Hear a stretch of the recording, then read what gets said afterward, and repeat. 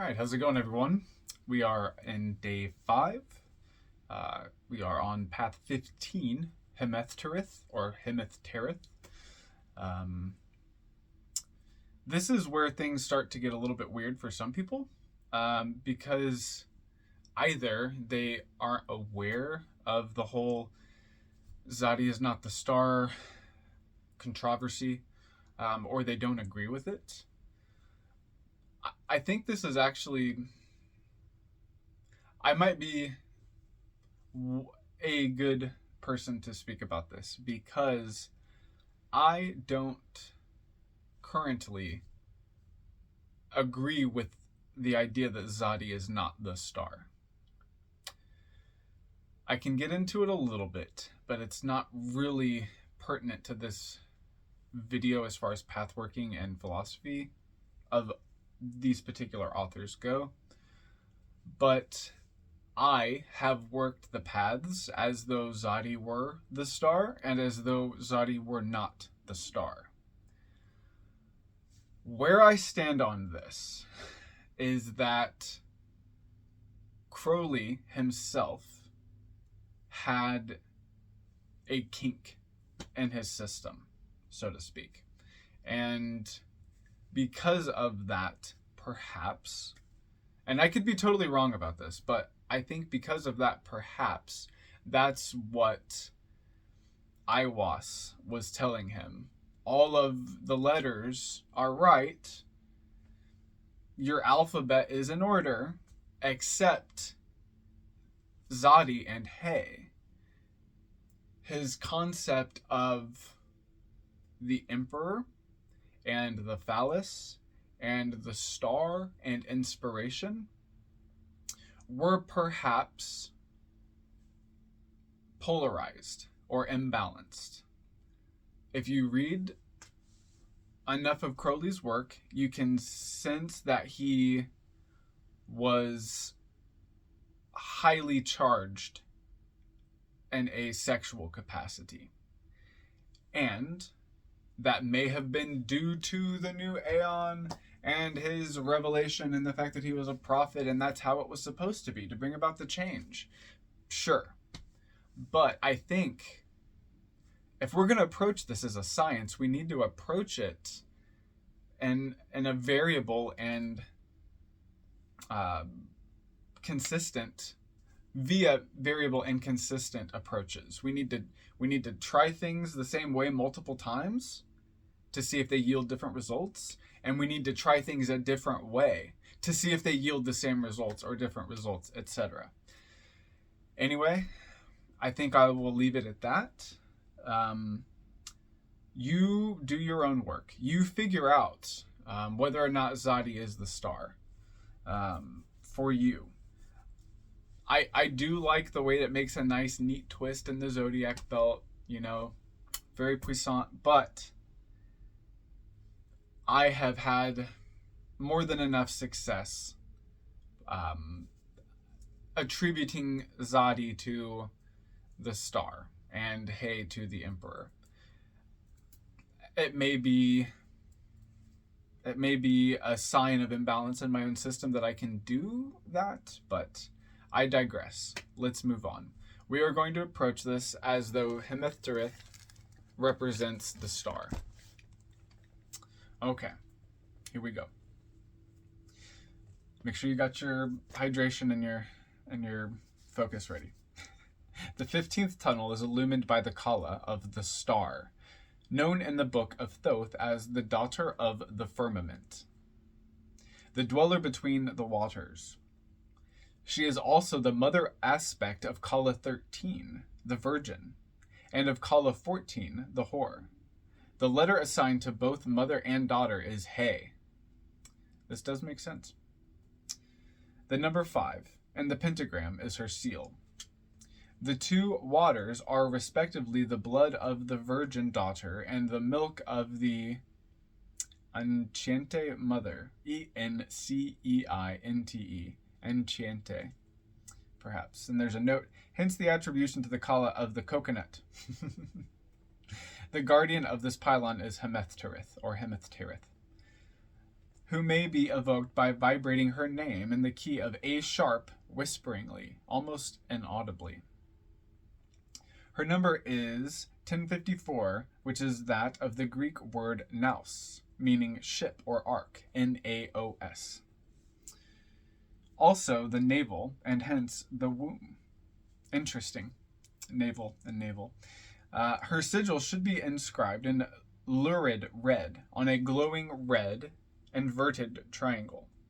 It suggests a face above 3 equal armed crosses, arranged in the form of a descending triangle with 2 serpentine forms dividing the crosses. The relevant versicle of 231 reads, Now riseth Ra Hor Kuit, and dominion is established in the star of flame. Yes. Now,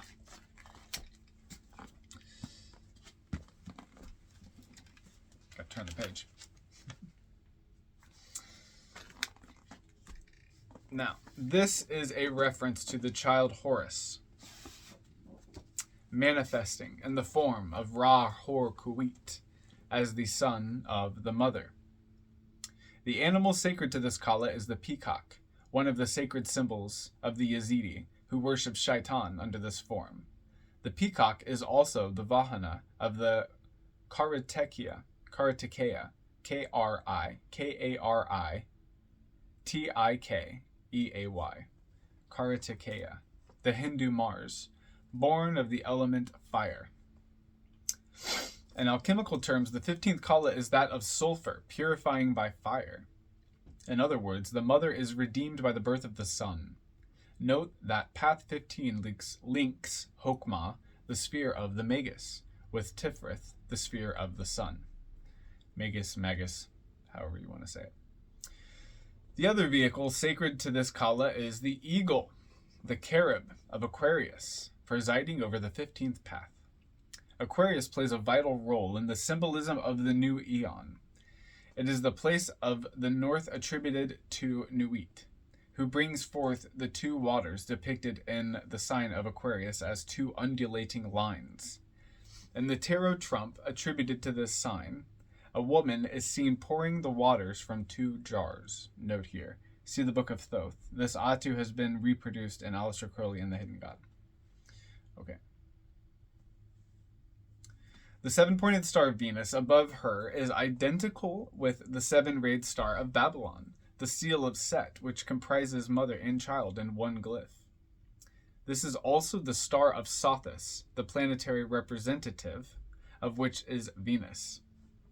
7, or Sevech, was the primal goddess of the 7 stars, Ursa Major, of the planisphere.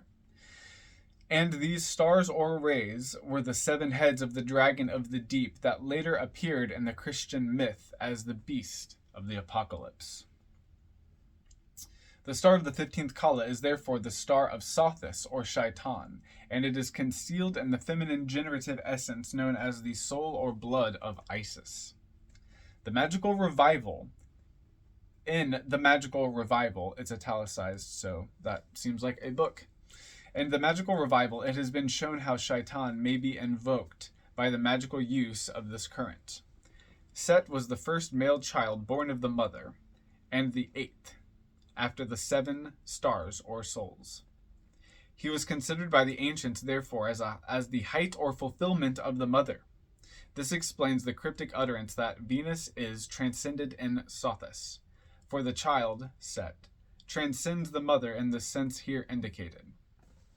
Hokmah, the sphere of the stars, thus pours down its kalas along the 15th path into the power zone of the sun, Ra Hor Kuit.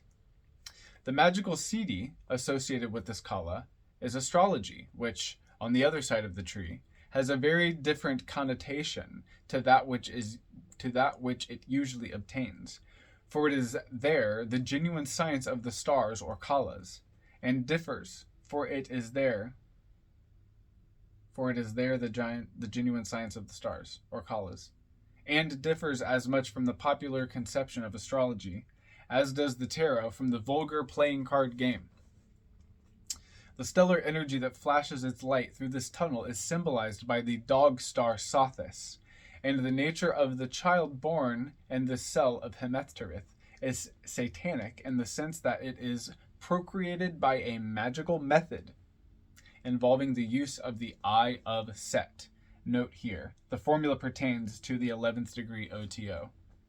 Google it. That's all out there.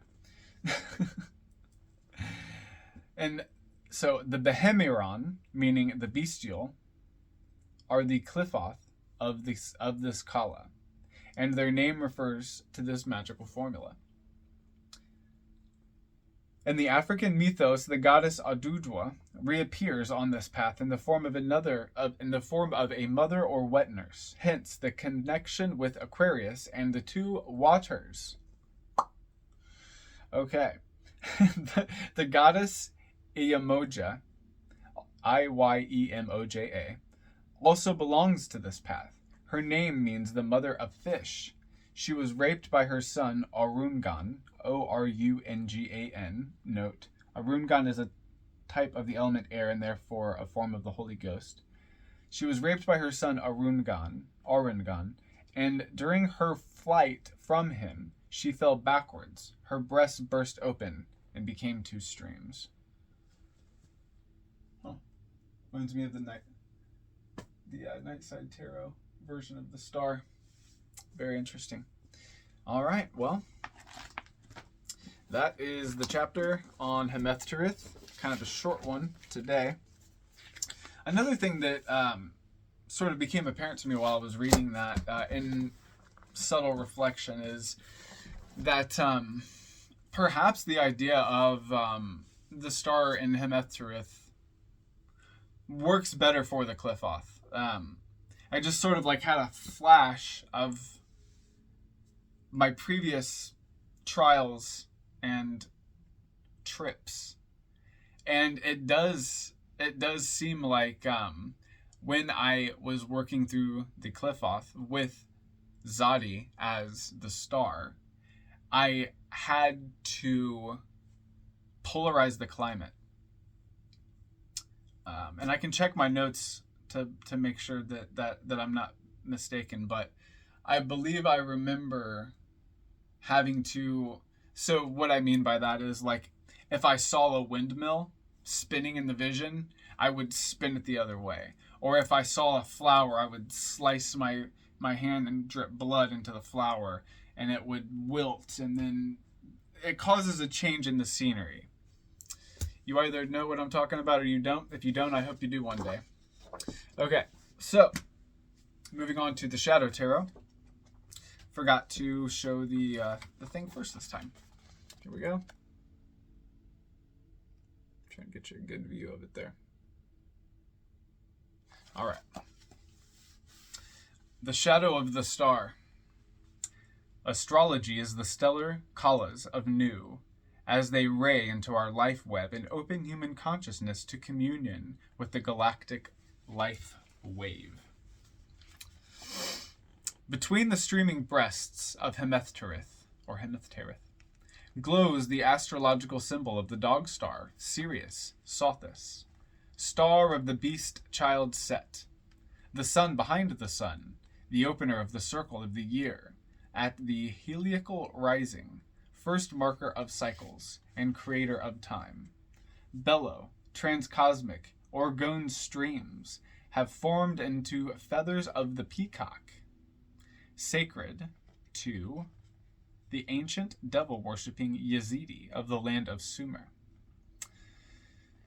Thus the Yazidi worship their dark gods standing in the south. They faced the north, abode of the glittering stars of the body of Nu, of Ursa Major constellation, to which the pole now points in its procession through the ages. Stellar energy spirals in at the North Pole, manifesting Aurora Borealis, heavenly meridians. Yes, man, what a concept. Kalas of the stars are stepped down to Earth frequencies, stepped down again to human organismic scale. Astrology is thus the science of the transcendent stellar kalas of the body of Nu, as they ray their energies into our life web. Interesting. Hemethterith is here the body of the goddess Iyamoja. Her kala's glittering stars, fleeing from her son, Arungan. She fell backwards, her milk-filled breast bursting open. The bionic life waves thus unleashed became, through cosmic superimposition, become the two spiraling orgone streams of the Milky Way, twin waters of the sign of Aquarius. 8 eyes within the feathers of the peacock, the child, Set, 8th born of the goddess, hollowed, Holo, hyphen, ed, hallowed, and hollowed. Hollowed within each feathered eye, capital EYE. This is a note to Orion and Void. Hollowed within each feathered eye, the 7-rayed star of Babylon, 7-fold seal upon the yoni of the goddess, the seal of Set, star of Sothis, Venus, Isis, 7, Sebech, primordial goddess of the 7 stars, is the seal of the great white brotherhood, transcosmic Illuminati, who direct evolution of Earth consciousness. Below, the dragon of the deep, beast of the apocalypse, raises high its serpent heads in the form of streams of blood, the soul, the blood of Isis, blood of ancient gods from which humanity was formed, blood of human sacrifice is monthly poured upon the thirsty earth by way of blessing, of libation, of fertility. Infernal influences thus unite with spiritual ideals. Niyama of Venus is performed, the highest reached by way of the low. As above, so below. Microcosm and macrocosm exist as one. There is no difference. Mother goddess, earth goddess, goddess of the 7 stars, genetic template of the human race, bearer of culture, bringer in of unknown future selves. Hemethterith meditation.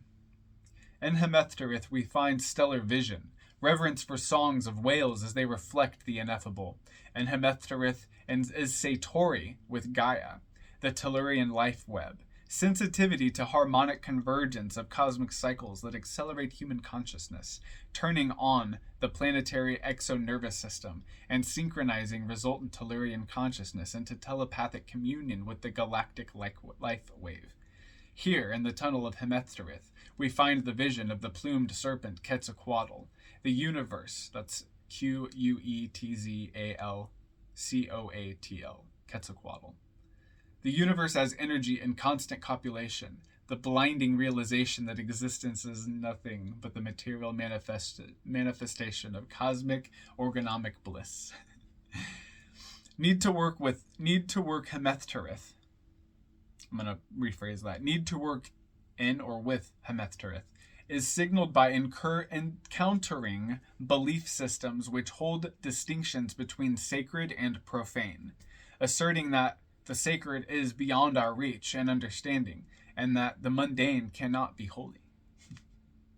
Here is found scientific materialism, lack of inspiration, lack of spiritual ideals, lack of connection with stellar life web. In Hemethterith, we know that human consciousness creates the universe of stars, and that the stars in turn act upon human life and consciousness. Danger lies in naivete, in opening oneself in the planetary life web.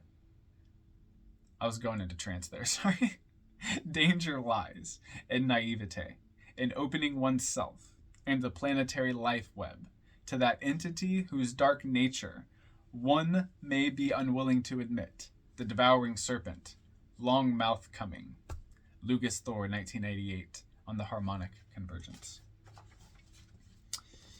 All right. Last but not least, the path working in the tunnels of Set. Okay. Gaze at the sigil and chant or vibrate the name of the guardian until you feel a connection with the energy of the tunnel. At the same time, envision the image coming alive, moving and growing until you see it spreading before you like a landscape you can't enter. Visualize clouds of thick mist flowing through the image into your ritual space, enveloping around you and blurring the border between the planes. They carry sparkles of silver stellar energy, which forms a gateway of 7 stars, allowing you to enter the realm. When you build this image in your mind, extinguish the candles, close your eyes, and send a message to your guardian to guide you on your journey to the tunnel. All right, here we go, folks. Buckle up. Visualize it for a moment. Everything fades away and the whole world disappears. Then the darkness around you crystallizes into a scenery. You are standing in front of a dark portal. The first thing you see is a huge golden cobra with shining red eyes, waiting there for you to greet you and guide you through the gateway. She fixes her gaze on you and you gaze back at her. Suddenly she opens her mouth and touches your forehead with her tongue, activating your third eye. This feels quite erotic and pleasant rather than painful or disturbing. And as you gaze into her eyes, you feel a surge of energy flashing from your third eye down your spine and then up again, piercing the crown of the head and merging with the cosmic consciousness. This feels like being drawn into a vortex of colors, like in a kaleidoscope. In the center of the vortex, you can see the eye of Set Lucifer, and you feel as if you were in the center of the universe. Your consciousness expands in all directions, encompassing the whole universe and a lot more, reaching back to distant past and forgotten generations, and into the future, where it is yet to come. The world holds no more secrets before you. This may feel overwhelming at first, but the more you explore the tunnel, the more you will be able to grasp and learn through this experience. When you feel ready to go back to your temple, let the visions come to a natural end and return to your normal consciousness. Open your eyes and close the working. All right, that is it. I wonder, speaking of kaleidoscope, if you all can see inside. I have this kaleidoscope that I bought at a flea market, or at an antique shop. And I'm wondering if I line it up correctly. There's not enough light for you to see in there, though, unfortunately. Well, anyway, that's all for today, folks. Thanks for stopping by. Hope you have a great rest of the day. If you have any questions, comments, or concerns, drop a comment. If you like the video, click the like button. It helps other people see the video. So, yeah, take care. Have a great rest of the day. Thanks for stopping by.